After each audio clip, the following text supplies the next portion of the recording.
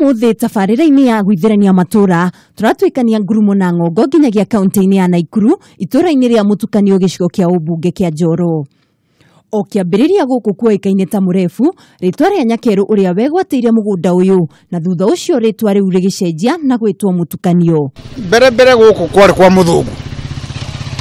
Rĩu gũtiarĩ rĩtwa ta rĩu rĩtagwo mũtukanio. Kwarĩ kwa mũthũngũ wetagwo Mũrefu.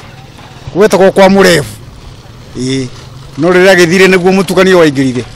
Nĩtwaranĩirie na aikari a itũra rĩrĩ tũkĩenda kũmenya kĩhumo kĩa rĩtwa mũtukanio na njĩra ndikĩru. Yarĩ ngwatanĩro.